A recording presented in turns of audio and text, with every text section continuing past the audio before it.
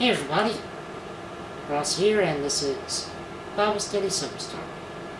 If this is your first time on this channel, click here to go back to the intro, or if you'd rather to see what's been happening recently, click here to go back to Genesis 24.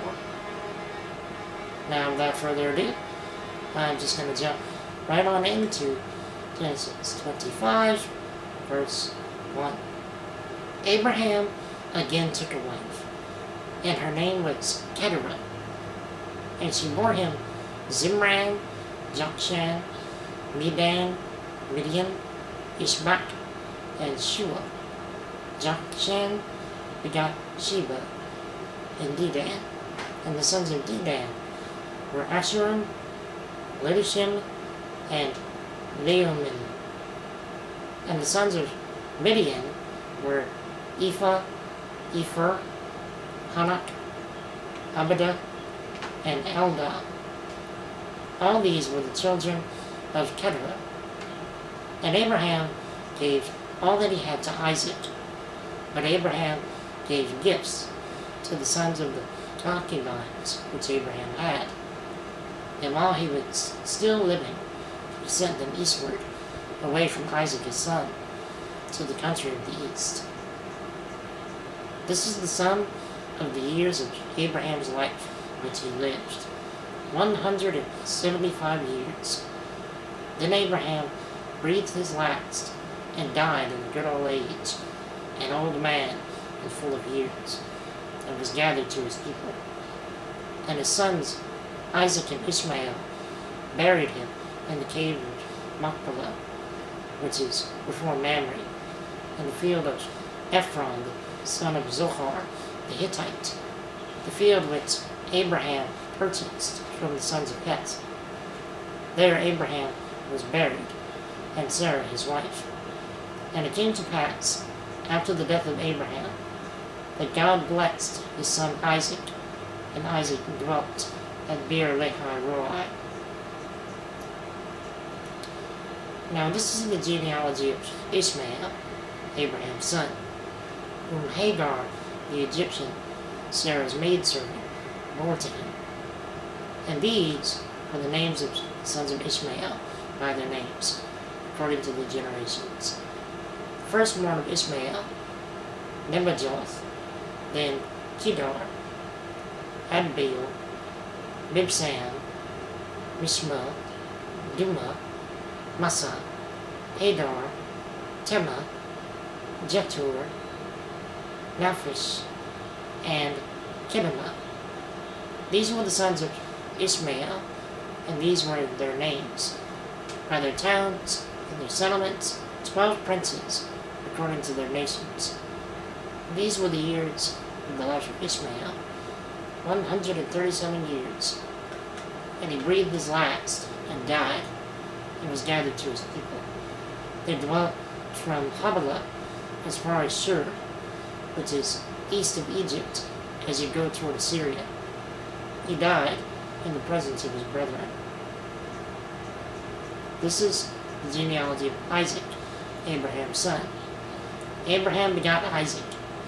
Isaac was 40 years old, and he took Rebekah his wife, the daughter of Bethuel, the Syrian, of Padan Aram, the sister of Laban the Syrian.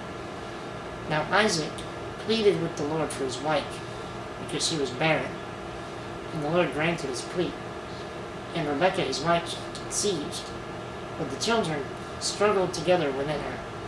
And she said, "If all is well, why am I like this?" So she went to inquire of the Lord. And the Lord said to her, 2 nations are in your womb, 2 peoples shall be separated from your body.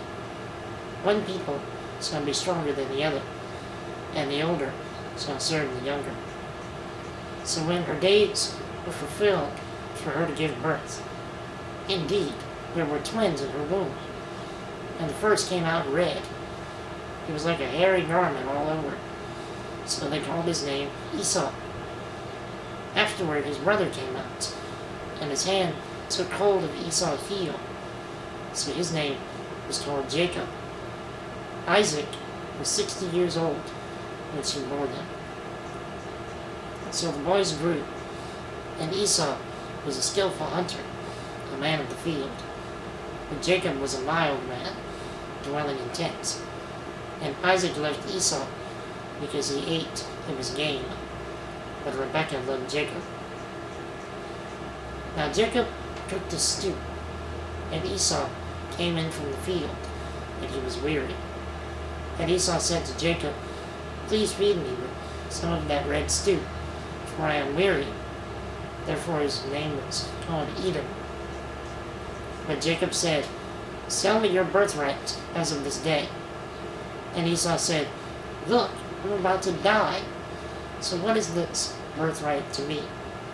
Then Jacob said, "Swear it to me as of this day." So he swore it to him, and he sold his birthright to Jacob. And Jacob gave Esau bread and stew of lentils.